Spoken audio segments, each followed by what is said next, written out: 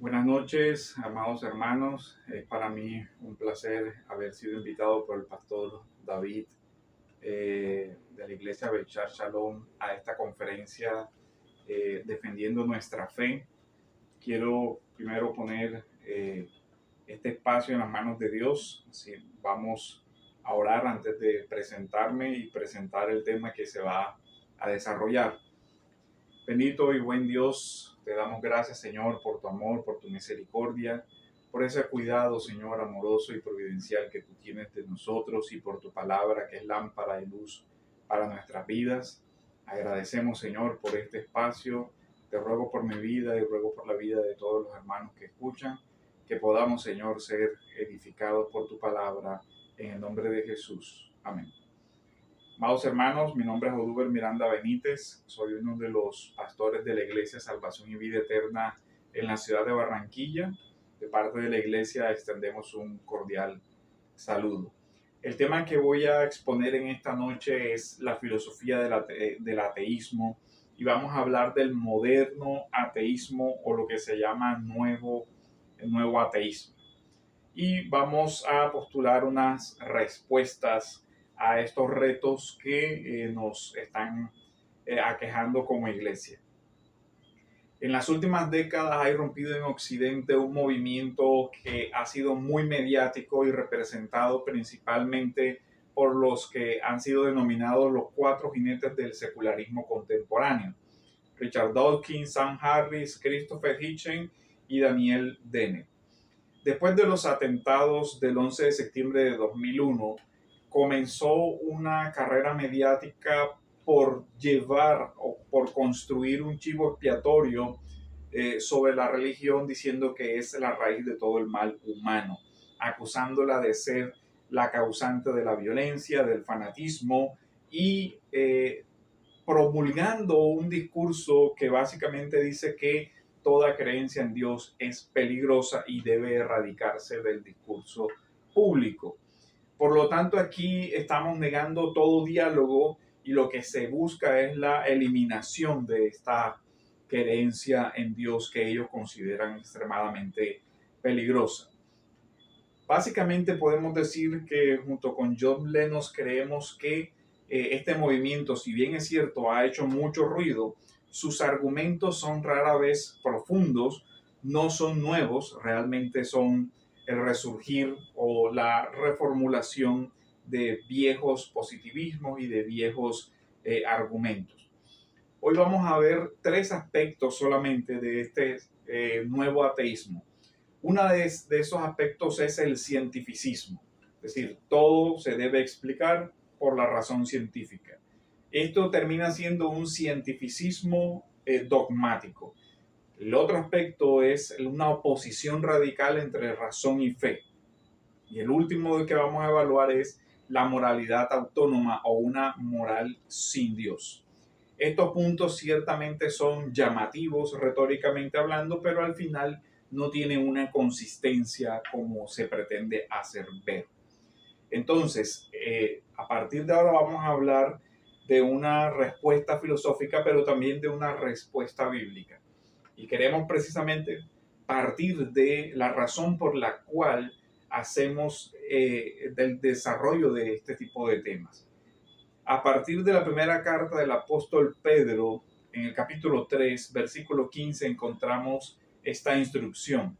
Dice: estad siempre preparados para presentar defensa con mansedumbre y reverencia ante todo el que os demande razón de la esperanza que hay en vosotros. En ese sentido, vamos a comenzar a evaluar estas tesis. Una primera tesis es la tesis naturalista o cientificista. Básicamente sostiene: solo existe aquello que pertenece al mundo físico. Todo lo real debe poder explicarse por causas naturales. Según esta visión de la ciencia, solo lo que es empíricamente verificable existe. En lo que se cae es un evidencialismo. Solo aquello que se prueba por los métodos de la comprobación empírica es verdadero. Desde esta cosmovisión nada tiene un porqué, solo hay un cómo. Y el cómo está marcado por ideas como el darwinismo y entonces todo llegó a existir de esta manera, pero no hay un porqué de esa existencia. En este primer aspecto uno podría formular la objeción de la siguiente manera.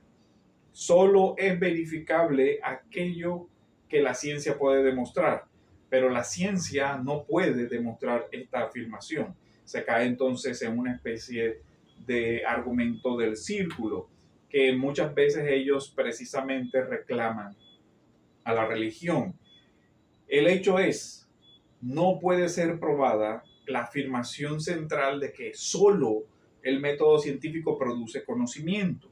Lo que tenemos aquí no es una declaración científica, sino una declaración realmente filosófica.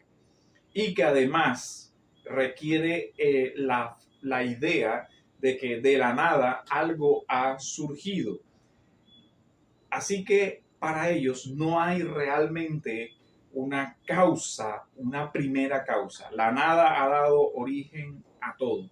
Pero la pregunta o la primera pregunta que debemos hacernos como creyentes es, ¿por qué llegó a existir este universo? Clásicamente, la fe cristiana dio como uno de los argumentos el que se ha denominado argumento cosmológico Kalam. Básicamente enseña que todo lo que comienza a existir tiene una causa. Y si el universo ha comenzado a existir, por lo tanto el universo tiene una causa no causada. Y diría Tomás de Aquino, a esta causa eterna, inmaterial y poderosa, nosotros llamamos Dios. Así que a esta afirmación se hace entonces la objeción, pero ¿quién creó a Dios? Aquí lo que vemos es precisamente un error de categorías. Si nosotros hablamos de que Dios es el ser necesario, el ser que tiene vida en sí mismo, como dice Juan 5:26, entonces no hay una causa que haya causado a Dios. Lógicamente no debería hacerse ese tipo de objeciones. Lo que nosotros vemos es que este moderno ateísmo ni siquiera comprende cuál es la naturaleza del Dios del que el teísmo cristiano está hablando. No es Dios como una causa meramente inmaterial, sino un Dios personal, eterno, y si se afirma la eternidad por obvias deducciones, entonces no se puede decir que haya una causa anterior a él, porque lo que se está afirmando es que existe desde siempre. Ahora, lo que nosotros podemos ver es que también hay una reflexión o un reflejo de esos atributos de Dios en la creación. Las constantes físicas como el electromagnetismo, la expansión cósmica, que permiten la vida, han llevado a incluso agnósticos a decir, todo parece indicar que hay un superintelecto que ha manipulado la física y la química. Pero ya los salmistas afirmaban eso desde hace mucho tiempo. Los cielos cuentan la gloria de Dios y el firmamento anuncia la obra de sus manos.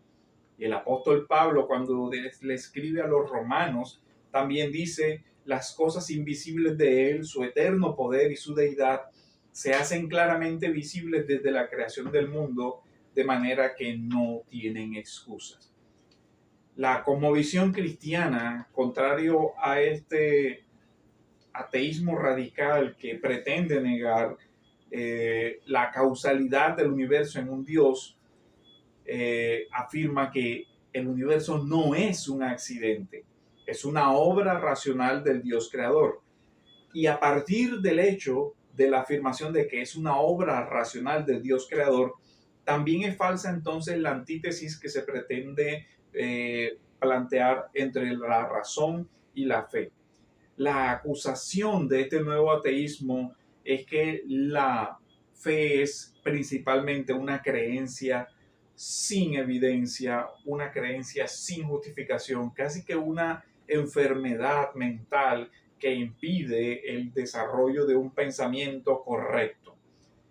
Y se plantea básicamente que la razón pertenece al ateo, es decir, el ateo ejerce la razón mientras que el cristiano no lo hace y por lo tanto la fe es un refugio de los ignorantes, de aquellos que no quieren enfrentar las consecuencias de vivir en un universo materialista.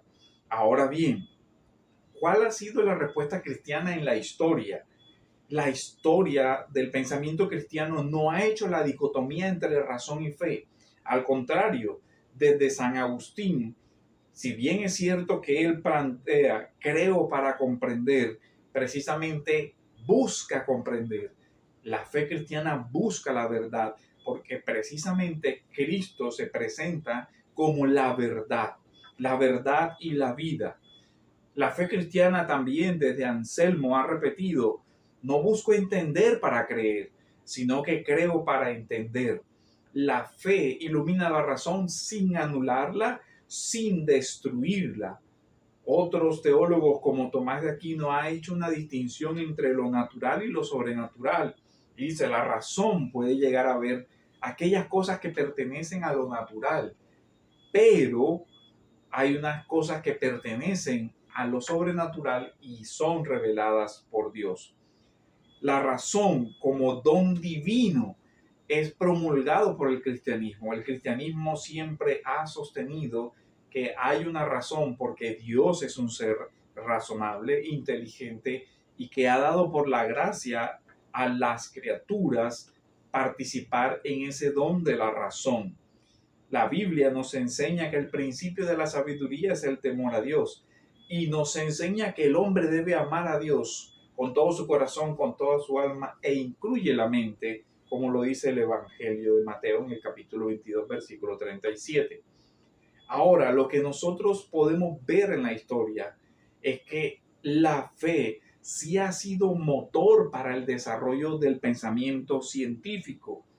La ciencia moderna nos ha ilustrado con autores como Kepler, Galileo, Isaac Newton, Pascal, que ellos no vieron una contradicción necesaria entre su fe y la razón. Al contrario, el cristianismo histórico impulsa la ciencia, pues cree por la base de las Sagradas Escrituras que hay un universo racional porque aquel que lo creó es racional. El teísmo cristiano, de hecho, proporcionó los fundamentos filosóficos que hicieron posible la ciencia.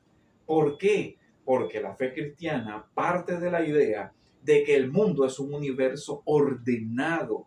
Desde el relato del Génesis se cree que Dios organizó las cosas desde un caos inicial y les dio una estructura y un orden, y que ese orden, por lo tanto, puede ser percibido, descubierto, analizado por el hombre que también tiene una inteligencia. La realidad es inteligible y es entonces explorable por la razón. Esos son los pilares que nos han llevado a los creyentes a formular que la fe y la razón no son enemigas. La razón sin fe es ciega y la fe sin razón es vacía.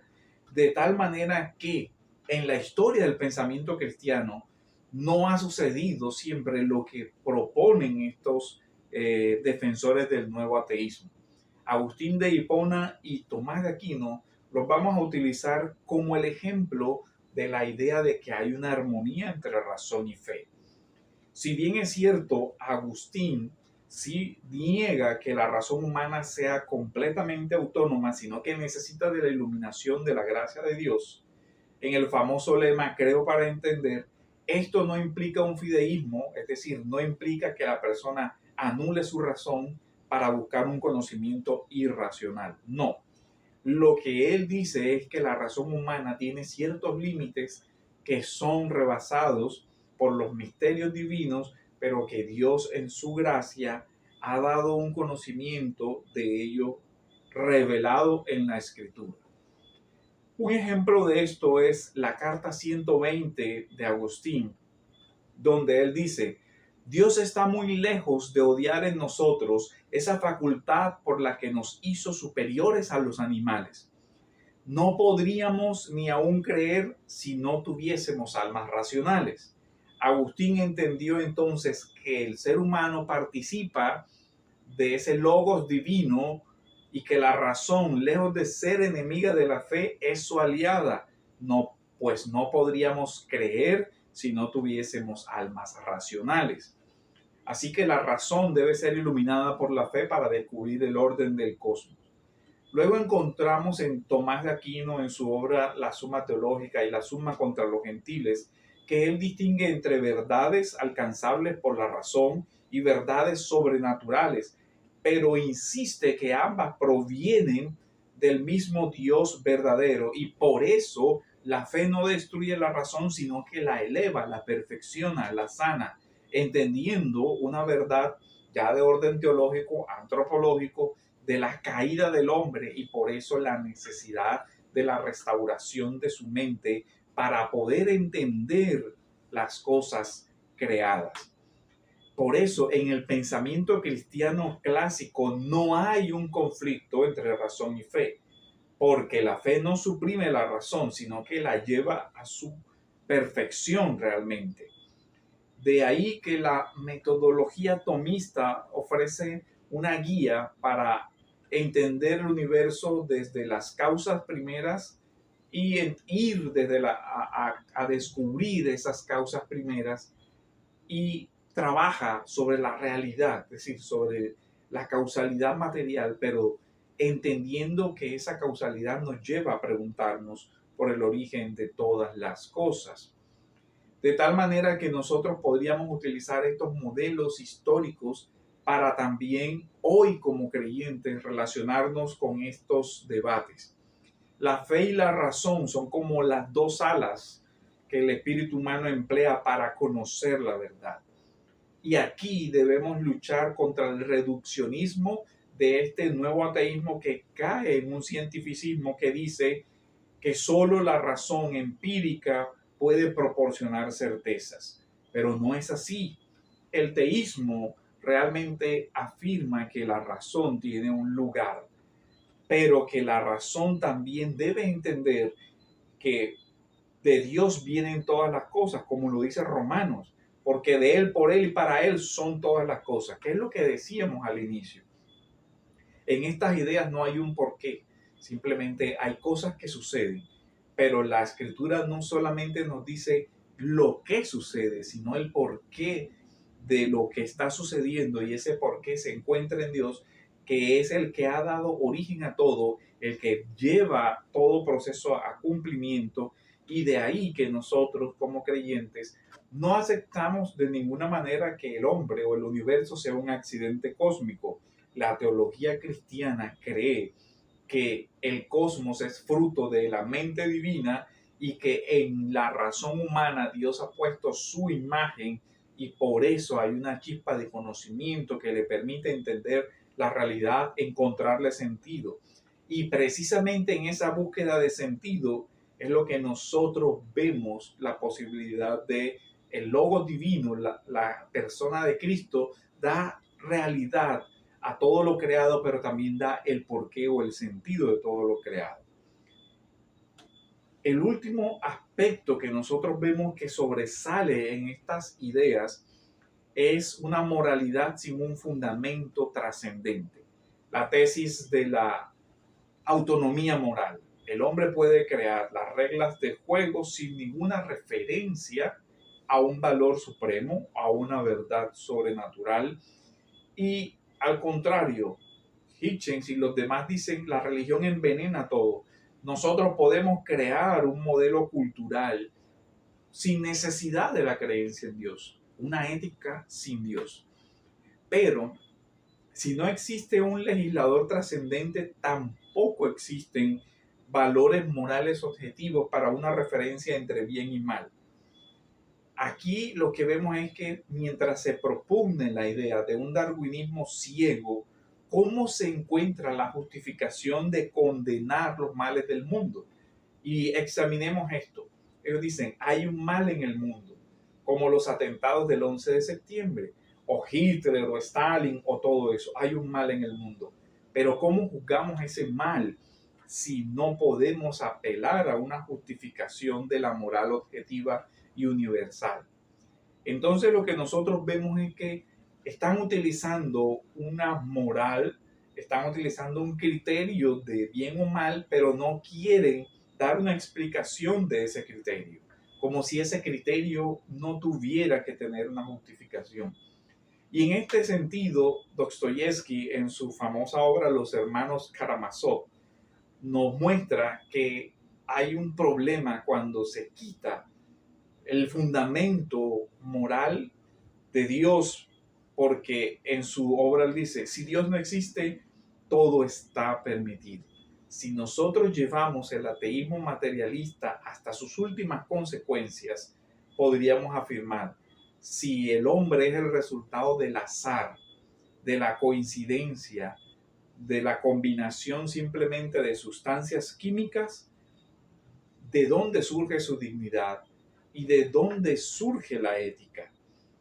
Pero el creyente siempre ha dicho, hay un Dios creador y de ese Dios creador se desprende una moralidad, incluso y una moralidad que tiene una dimensión universal. Romanos en el capítulo 2, versículos 14 al 15 nos dice esto. Cuando los gentiles que no tienen ley, es decir, la ley revelada, la ley que hoy está expresada en la Biblia, dice, cuando los gentiles que no tienen ley hacen por naturaleza lo que es de la ley, muestran la obra de la ley escrita en sus corazones. Es decir, el cristianismo reconoce que hay unas verdades universales, unos aspectos éticos que son universales, que incluso la teoría filosófica clásica y la filosofía jurídica reconocen y que han dejado a llamar la ley natural. Cicerón, Platón y todos esos autores hablan de una ley universal que rige los actos humanos. Y aquí vemos entonces que la fundamentación moral de Occidente ha sido un aporte en gran medida del cristianismo. Jacques Maritain, por ejemplo, habló que la fundamentación de los derechos humanos fue un aporte del cristianismo a partir de la idea de la imagen de Dios. Si quitamos la idea de la imagen de Dios, entonces es más difícil sostener eso. De aquí vemos entonces que la ética cristiana tiene un fundamento en que el hombre fue creado a imagen y semejanza de Dios, como lo dice el Génesis. Y si es así, la moral cristiana se fundamenta entonces en esa dignidad del ser humano que no puede ser violada por otro. El hombre no puede ser convertido en un fin por otros, en un medio por otros hombres, porque es un fin en sí mismo en la medida en que Dios es el dueño de su vida. ¿Y cómo explicamos el mal? Desde esta imagen de Dios y desde la libertad inicial dada, entonces el mal es la consecuencia de una libertad mal empleada, como el relato del Génesis lo dice. Y también vemos entonces la explicación de que los juicios divinos que se dan en el Antiguo Testamento, que se muestran por el nuevo teísmo como crueldad, realmente son refrenar, detener la maldad del ser humano. La Biblia muestra que la vida tiene un valor infinito. El mal en el mundo no es una invención religiosa, sino el resultado del mal uso del hombre, de su libertad, y por lo tanto hay la justicia de la Escritura. Dawkins critica a Dios como el monstruo moral de la injusticia que permite guerras, que ordena masacres y todo lo demás, pero no logra ver en eso que hay una condena del mal, un Dios que juzga el mal y un Dios que preserva el orden moral. Y esto es lo que la Escritura nos dice: la paga del pecado es la muerte, mas la dádiva de Dios es vida eterna en Cristo Jesús, Señor nuestro. En la cruz, la justicia y el amor de Dios se besan. Dios juzga el mal, pero también salva al hombre por su gracia. En este sentido, nosotros podemos ver que lo razonable del testimonio cristiano. En el aspecto metafísico, el naturalismo no explica, por ejemplo, la mente y la conciencia. El naturalismo es una fe ciega que no puede explicar por qué el universo tiene sentido? ¿Por qué las cosas tienen belleza? ¿Por qué de eso? A nivel del conocimiento, condena a la razón a que no tenga fundamento. ¿Por qué? Porque si no hay un orden, un logo universal, entonces ¿cómo es que llegamos a conocer? Y en lo ético tiene una dificultad. Termina haciendo una inconsistencia, pues defiende el que no se debe hacer atentados terroristas, pero al mismo tiempo niega los fundamentos de esa dignidad que han sido dados por Dios. Si nosotros reconocemos que de Él, por Él y para Él son todas las cosas, tenemos un fundamento para esa moral. Ahora, nuestra conferencia es la defensa de la fe, pero la defensa o la apologética, que es el término técnico para la expresión, no es simplemente algo que deba darse para algunas personas, sino que es un llamado a todo creyente. Y aquí quiero ir haciendo unas conclusiones y unas reflexiones a nivel aplicativo. Somos llamados a pensar, a amar y a razonar a la luz de Cristo. Debemos hacer una defensa del Evangelio. El ejercicio apologético con el que comenzamos, el que nos llama la primera carta del apóstol Pedro, donde dice santificad al Señor en nuestros corazones. Miren que lo que busca la apologética es presentar la verdad del Evangelio, pero el primer obstáculo es el pecado. Aún nuestro propio pecado hace que presentemos estas verdades sin gracia, sin amor, sin compasión y sin llevar una defensa con mansedumbre. La humildad es el primer requisito para poder ejercer una influencia cristiana en el mundo, o lo que el texto llama la mansedumbre. La reverencia, el cuidado, el respeto hacia todo aquel que demande razón de nuestra esperanza.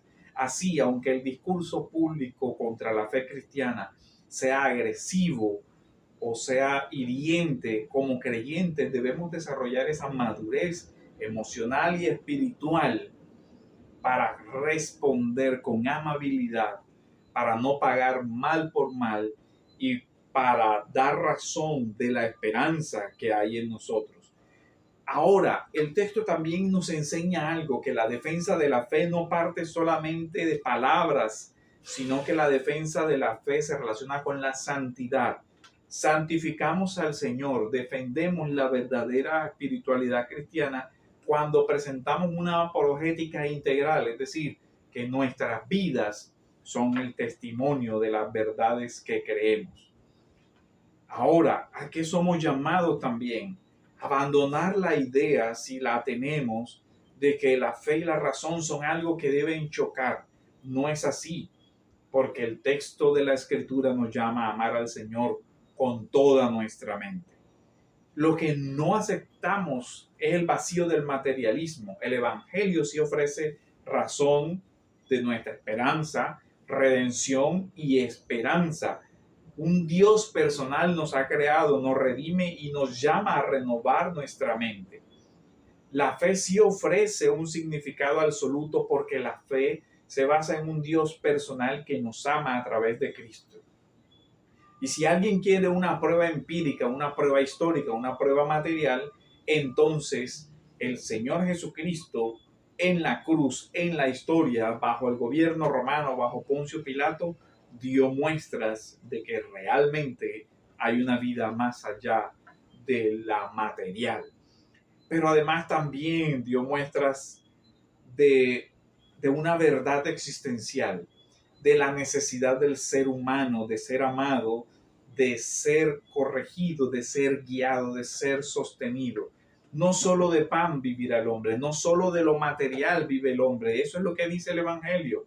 El hombre vive de la necesidad de sentido, de esperanza, de fe. De tal manera que nosotros también podemos ver que la crisis moral, espiritual, existencial incluso todos los aspectos psicológicos que estamos viendo negativamente, son los efectos de estas ideas destructivas del corazón y del alma humana. La crisis espiritual de nuestro tiempo no es nueva. Ya los salmistas dijeron, dijo el necio en su corazón, no hay Dios.